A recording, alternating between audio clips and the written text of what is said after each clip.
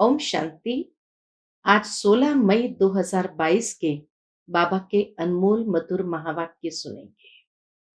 और आज की मुरली में बाबा हम बच्चों को गॉडली फैमिली का नियम बताते हैं और ब्राह्मण फैमिली का नियम बताते हैं। बाबा कहे, तुम गॉडली फैमिली के हो, अर्थात शिव बाबा के संतान होने नाते आपस में भाई भाई हो।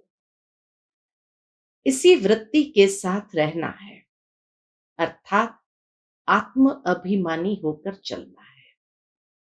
और ब्राह्मण फैमिली का नियम है कि तुम प्रजापिता ब्रह्मा के मुख वंशावली हो और इसीलिए तुम भाई बहन हो। जब इस वृत्ति से चलेंगे तो पवित्र रहना सहज हो जाएगा। बाबा कहे, इसी समय तुम्हें बाप, टीचर, सतगुरु तीनों की श्रेष्ठ और न्यारी मत मिलती है, जिससे तुम मनुष्य से देवता बनते हो। साथ ही बाबा कहे, बाबा आकर तुम्हें बेहद का संन्यास सिखाते हैं, अर्थात सारी पुरानी दुनिया को भूलना है, पवित्र रहना है, परहेज रखना है और तब तुम मनुष्य से देवता सहज बन जाएंगे। सुनते हैं बाबा के मधुर महावाक्य। ओम शांति। मीठे बच्चे, तुम ईश्वरीय फैमिली के हो। ईश्वरीय फैमिली का लॉ, नियम है भाई भाई हो रहना। ब्राह्मण कुल का लॉ है भाई बहन हो रहना। इसीलिए विकार की दृष्टि हो नहीं सकती। आज की मुरली से प्रश्न है, यह संगम युग कल्याणकारी युग है, कैसे? उत्तर है, इसी समय बाप अपने लाडले बच्चों के सन्मुख आते हैं और बाप, टीचर, सतगुरु का पाठ अभी ही चलता है। यही कल्याणकारी समय है जब तुम बच्चे बाप की न्यारी मत, जो नर्क को स्वर्ग बनाने की व सबको सदगति देने की है, उस श्री मत को जानते और उस पर चलते हो।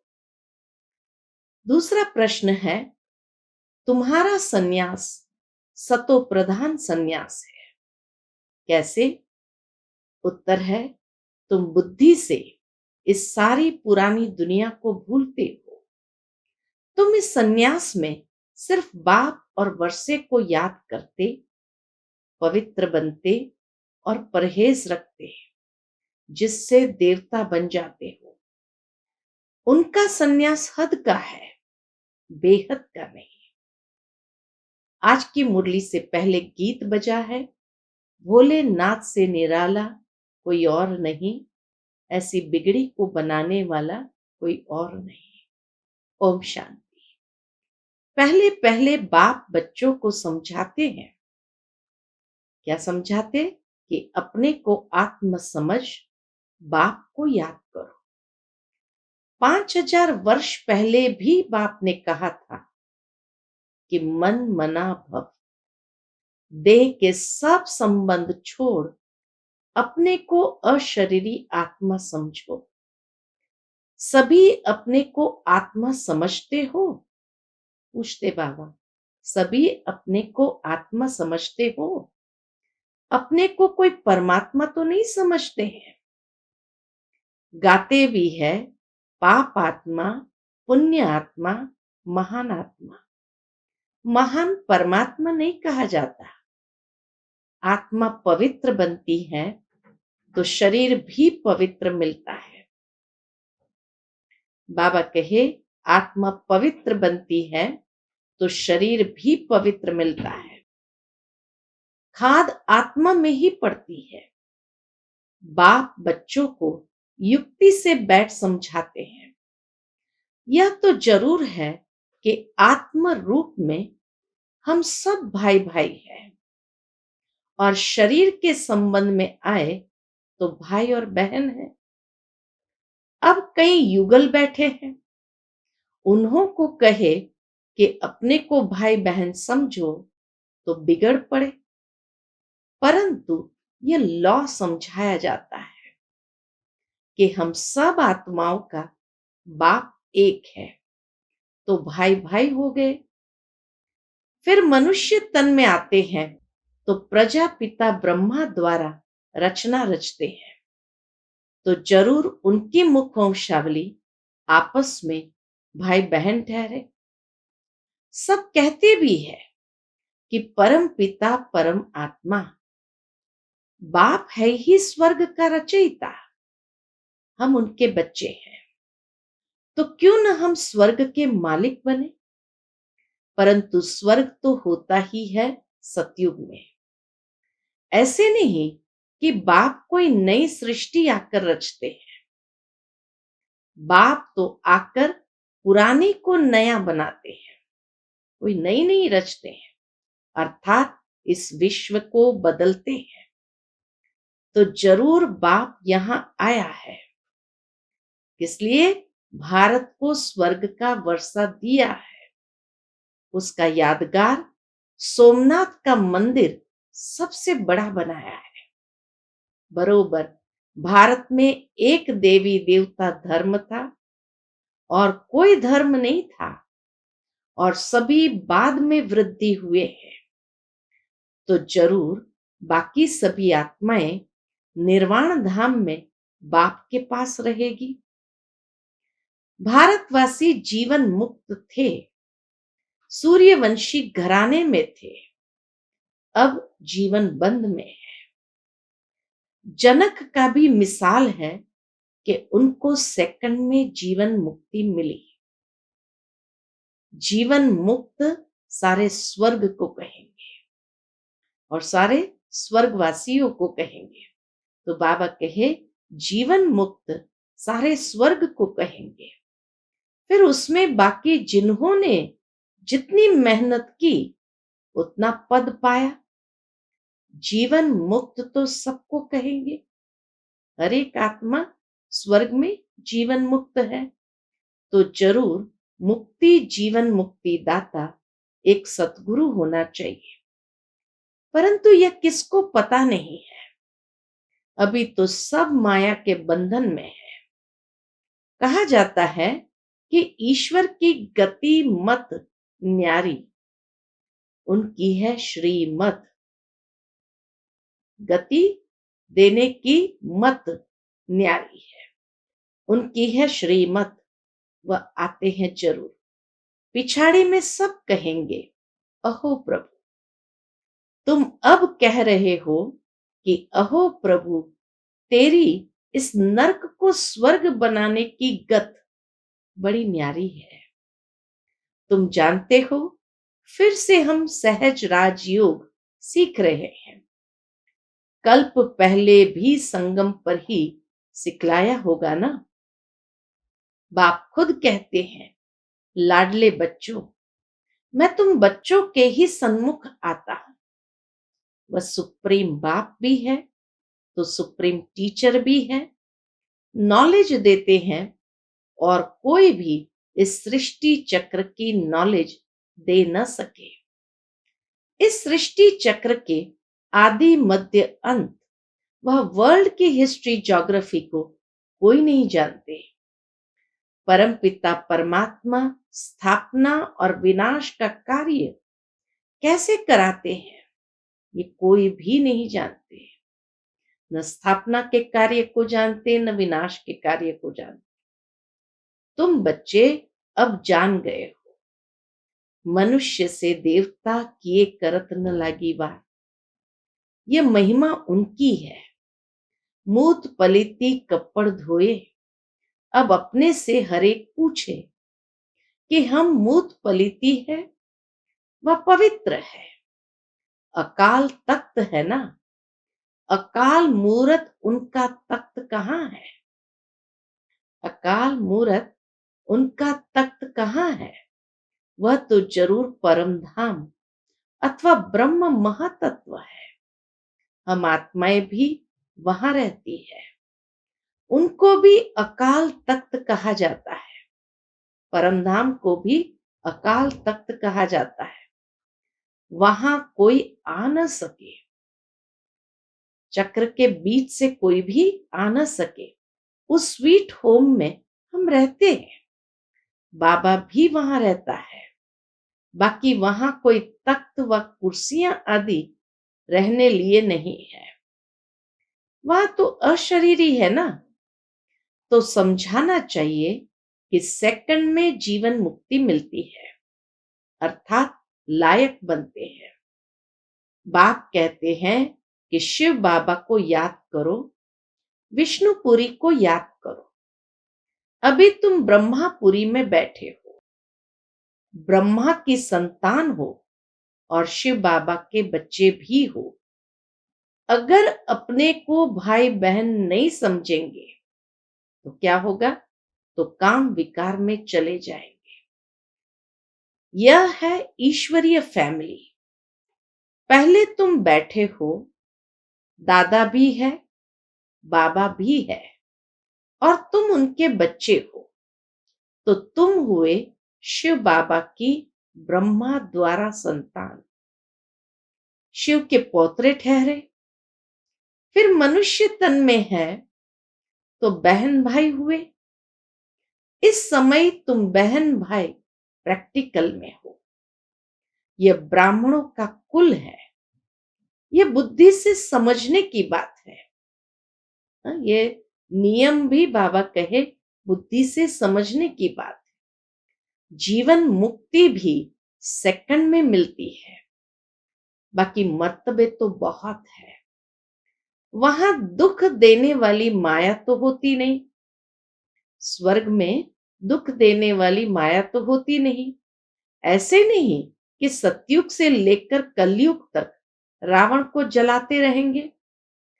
जो कहते हैं कि परंपरा से जलाते आते हैं, यह असंभव है। स्वर्ग में असुर कहां से आए? बाप ने कहा है कि यह आसुरी संप्रदाय है। फिर उनका नाम रख दिया है अकासुर बकासुर। कहते हैं कृष्ण ने गायें चराई, यह भी पाठ चला है। शिव बाबा की गायें तुम ठहरी ना। बाबा कहे तुम सब शिव बाबा की गायें हो ना। शिव बाबा सबको ज्ञान घास खिलाते हैं।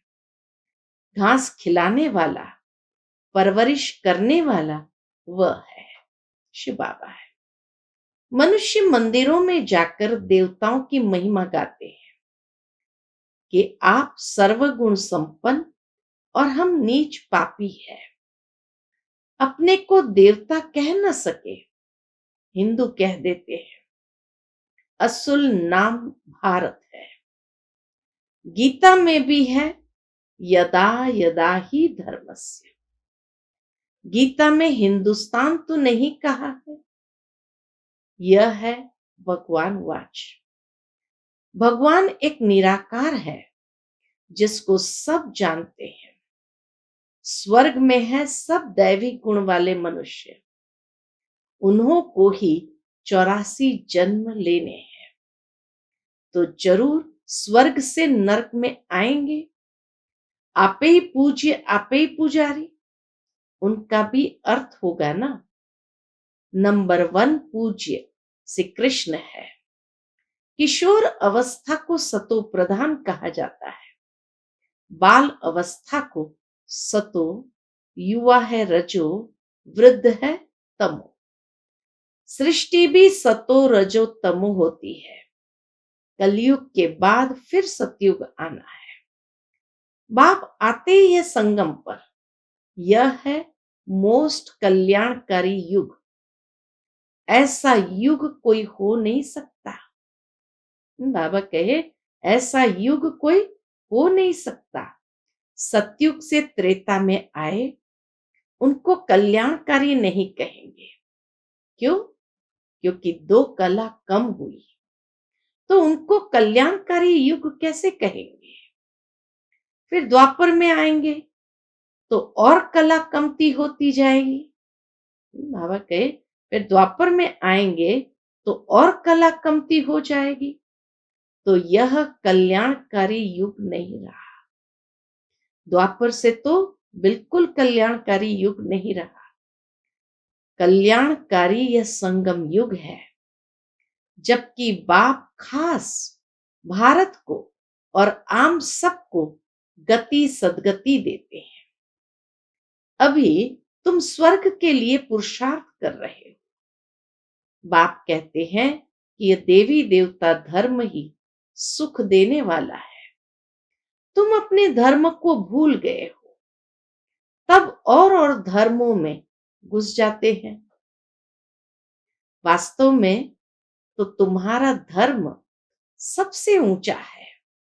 अब फिर तुम वही राजयोग सीख रहे हो, तो श्रीमत पर चलना पड़े। बाकी सब है आसुरी रावण मत पर। सब में 5 विकार है। उनमें भी पहला है अशुद्ध अहंकार। बाप कहते हैं, देह अहंकार छोड़ देही अभिमानी बनो, अशरीरी भव। तुम मुझ बाप को भूल गए हो। यह भी भूल भुलैया का खेल है। कई फिर कहते हैं नीचे गिरना ही है, तो फिर पुरुषार्थ क्यों करें? अरे पुरुषार्थ नहीं करेंगे तो स्वर्ग की राजाई कैसे मिलेगी? ड्रामा को भी समझना है। यह एक ही सृष्टि है जिसका चक्र फिरता है। सतयुग आदि सत है भी सत, होसी भी सत। कहते भी है वर्ल्ड की हिस्ट्री ज्योग्राफी रिपीट होती है। तो कब शुरू होगी, कैसे रिपीट होगी, उसके लिए तुम पुरुषार्थ करते हो। बाप कहते हैं, फिर से तुमको राजयोग सिखलाने आया। तुम भी सीखते हो। राजाई स्थापन होगी, यादव कौरव खत्म हो गए और जय जयकार हो गए। फिर मुक्ति जीवन मुक्ति के दरवाजे खुल जाते हैं। नहीं तो तब तक रास्ता बंद रहता है। जब लड़ाई लगती है तभी गेट खुलता है। बाप आकर गाइड बन ले जाते हैं। लिबरेटर भी है, माया के फंदे से छुड़ाते हैं। गुरुओं की जंजीरों में बहुत फंसे हुए हैं। बहुत डरते हैं कि कहां गुरु की आज्ञा न माने तो कुछ श्राप न मिल जाए। दुनिया में लोगों को डर भी बहुत है। अरे आज्ञा तो तुम मानते ही कहां हो? बाबा कहे, आज्ञा तो तुम मानते ही कहां हो? वह निर्विकारी पवित्र और तुम विकारी अपवित्र। गुरु में मनुष्य की कितनी भावना रहती है, क्या करते हैं कुछ भी पता नहीं। भक्ति मार्ग का प्रभाव है। अब तुम समझो, सयाने बने हो। तुम जानते हो कि ब्रह्मा विष्णु शंकर है सूक्ष्म वतनवासी। उसमें भी ब्रह्मास्व विष्णु का पार्ट यहां है साकार दुनिया में। शंकर को यहां आने की दरकार नहीं। यहां है जगदम्बा, जगत पिता और तुम बच्चे।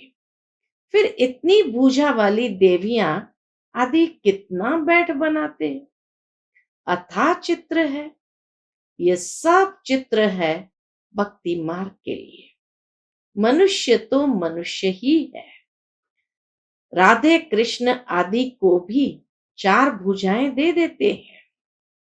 दीपमाला में महालक्ष्मी की पूजा करते हैं। वह है 2 भुजा लक्ष्मी की, 2 भुजा नारायण की। इसलिए दोनों की पूजा होती है कंबाइंड रूप में। ये प्रवृत्ति मार्ग है और कुछ है नहीं। काली की जीभ कैसे दिखलाते हैं? कृष्ण को भी काला बना दिया है। वाम मार्ग में जाने कारण काली हो जाती है। फिर ज्ञान चिता पर बैठने से गोरी बन जाती है। जगदम्बा ऐसी मीठी मम्मा सबकी मनोकामना पूर्ण करने वाली उसकी मूर्ति को भी काला बना दिया है। कितनी देवियां बनाते हैं आजकल, तो ऐसी अनगिनत देवियां हैं जिनके नाम भी कईयों को याद नहीं है। पूजा कर समुद्र में डुबो देते हैं। तो ये कुड़ियों की पूजा हुई ना। बाबा कहते ये सब ड्रामा में नूंद है, फिर भी होगा। भक्ति मार्ग का बड़ा पेशगिरी यानी बड़ा विस्तार है।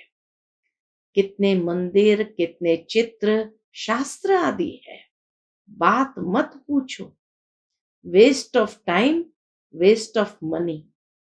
मनुष्य बिल्कुल इस समय तुच्छ बुद्धि है, कौड़ी मिसल बन जाते हैं। बाप कहते हैं अब भक्ति मार्ग के धक्के बहुत खाए। अब बाप तुमको इन झंझटों से छुड़ा देते हैं। सिर्फ बाप को और वर्षे को याद करो। और पवित्र भी जरूर बनना पड़े, परहेज भी रखनी पड़े, नहीं तो जैसा अन्न वैसा मन हो जाता है। सन्यासियों को भी गृहस्थियों के पास जन्म लेना पड़ता है। वह है रजो प्रधान सन्यास, यह है सतो प्रधान सन्यास। तुम पुरानी दुनिया का सन्यास करते हो। उस सन्यास में भी कितना बल है। प्रेसिडेंट भी गुरुओं के आगे माथा टेकते हैं। सन्यासियों में भी कितना बल है पवित्रता का। जो प्रेसिडेंट जैसे भी गुरुओं के आगे माथा टेकते हैं। भारत पवित्र था, उनकी महिमा गाई जाती है। भारतवासी सर्वगुण संपन्न थे, अभी तो संपूर्ण विकारी है। देवताओं के मंदिर में जाते हैं तो जरूर उस धर्म के होंगे। गुरु नानक के मंदिर में जाते तो जरूर सिख धर्म के होंगे ना। परंतु ये सब अपने को देवता धर्म के कहला नहीं सकते, क्योंकि पवित्र नहीं है। अब बाप कहते हैं फिर से मैं शिवालय बनाने आया। स्वर्ग में सिर्फ देवी देवता ही रहते हैं। यह ज्ञान फिर प्राय लोप हो जाता है। गीता, रामायण आदि सब खत्म होने हैं। ड्रामा अनुसार फिर अपने समय पर निकलेंगे। कितनी समझने की बातें हैं। यह पाठशाला ही है मनुष्य से देवता बनने की। परंतु मनुष्य मनुष्य की सदगति कदाचित कर नहीं सकते। अल्पकाल का सुख तो सभी एक दो को देते रहते हैं। यहां है अल्पकाल का सुख, इस दुनिया में है अल्पकाल का सुख, बाकी दुख ही दुख है। सतयुग में दुख का नाम ही नहीं, नाम ही है स्वर्ग, सुखधाम। स्वर्ग का नाम कितना बाला है। बाप कहते हैं कि भल गृहस्थ व्यवहार में रहो, परंतु इस अंतिम जन्म में बाप से प्रतिज्ञा करनी है कि बाबा हम आपका बच्चा हूं। ये अंतिम जन्म जरूर पवित्र बन पवित्र दुनिया का वर्षा लूंगा। बाप को याद करना बहुत सहज है। अच्छा, मीठे मीठे सिकिलदे बच्चों प्रति माता पिता बाप दादा का याद प्यार और गुड मॉर्निंग। रूहानी बाप की रूहानी बच्चों को नमस्ते। हम सब रूहानी बच्चों की रूहानी माता पिता बाप दादा को याद प्यार, गुड मॉर्निंग और नमस्ते नमस्ते। शुक्रिया बाबा, शुक्रिया। आज की मुरली से धारणा के लिए मुख्य सार है। पहली पॉइंट, देह अहंकार को छोड़ देही अभिमानी बनना है, अशरीरी बनने का अभ्यास करना है। दूसरी पॉइंट, ड्रामा को यथार्थ रीति समझकर पुरुषार्थ करना है। ड्रामा में होगा तो करेंगे ऐसा सोचकर पुरुषार्थहीन नहीं बनना है। आज का बाप दादा का मधुर वरदान हम बच्चों के प्रति है। संगम युग के महत्व को जान श्रेष्ठ प्रारब्ध बनाने वाले तीव्र पुरुषार्थी भव। संगम युग के महत्व को जान, श्रेष्ठ प्रारब्ध बनाने वाले तीव्र पुरुषार्थी भव। संगम युग छोटा सा युग है। इस युग में ही बाप के साथ का अनुभव होता है। संगम का समय और यह जीवन दोनों ही हीरे तुल्य है। तो इतना महत्व जानते हुए एक सेकंड भी साथ को नहीं छोड़ना। सेकंड गया तो सेकंड नहीं, लेकिन बहुत कुछ गया। सारे कल्प की श्रेष्ठ प्रारब्ध जमा करने का यह युग है। अगर इस युग के महत्व को भी याद रखो तो तीव्र पुरुषार्थ द्वारा राज्य अधिकार प्राप्त कर लेंगे।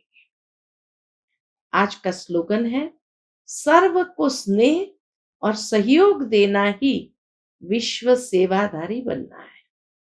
सर्व को स्नेह और सहयोग देना ही विश्व सेवाधारी बनना है। अच्छा, ओम शांति।